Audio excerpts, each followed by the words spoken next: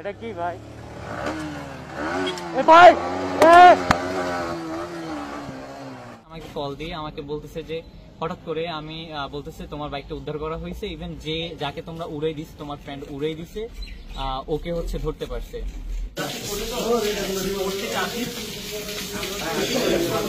আপনারা জানেন যে বিগত 10 তারিখ দিবাগত রাত, মানে 11 তারিখ পরে আর কি, প্রায় রাত 2টার দিকে আমাদের পাশে বসা আছে ভিকটিম জিসান। উনি এবং ওনার বন্ধু আমাদের 300 ফিট সংলগ্ন এশিয়ান হাইওয়ে এলাকা দিয়ে একটি নতুন বাইক কেনেন ওনারা মিরপুর থেকে।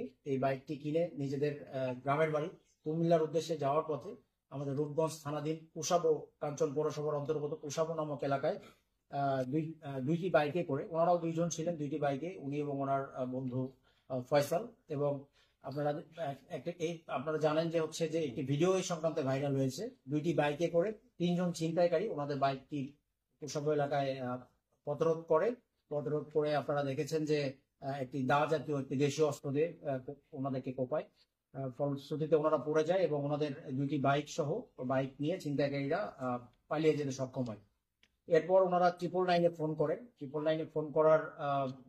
করেন সাহায্যের জন্য। 999-এ ফোন পাওয়ার 10 মিনিটের মধ্যে আমাদের অত্র এলাকায় ডিউটিরত ছিল যে টিমটি, বলতে পারি একটি টিম, দ্রুত ঘটনাস্থলে যায় এবং ঘটনাস্থলে যে ওনাদেরকে উদ্ধার করে চিকিৎসার ব্যবস্থা করে। এবং আমরা অতি দ্রুততার সহিত ঘটনাটি ওনাদের কাছ থেকে জানার পর একটি টিম ওনাদের চিকিৎসার ব্যবস্থা করে এবং অন্য একটি টিম আমরা ছিনতাইকৃত বাইক এবং যে অন্যান্য এবং আসামিদের ধরার জন্য অভিযান পরিচালনার শুরু করি। আমাদের তাৎক্ষণিক তৎপরতায় প্রায় 10 থেকে 15 মিনিটের মধ্যে ছিনতাইকৃত একটি বাইক এবং ভিকটিমদের একটি বাইক আমরা ওই দিন রাতেই, মানে ঘটনাস্থলের আশেপাশ থেকে খুব অল্প নিকট দূরত্বের মধ্যেই উদ্ধার করতে সক্ষম হই। আপনারা দেখেছেন ভিডিওটিতে, ওনারা নিজেরাই ভিডিওটা করেছেন। ভিডিওটিতে আপনারা দেখেছেন যে কিভাবে নৃশংসভাবে ওনাদের উপরে হামলাটা হয়েছিল। দস্যুতার মামলা, অজ্ঞাতনামা আসামি 294 ধারা দিয়ে মামলা রুজু করা হয়। মামলাটা রুজু হওয়ার পর আমাদের মাননীয় পুলিশ সুপার স্যার আমাদেরকে নির্দেশনা দেন আমরা যেন দ্রুততার সহিত এই ছিনতাইকারীদের এবং ছিনতাইকৃত বাইক আমরা যেন উদ্ধার করার জন্য যা যা প্রয়োজনীয় সেই ব্যবস্থা নেই।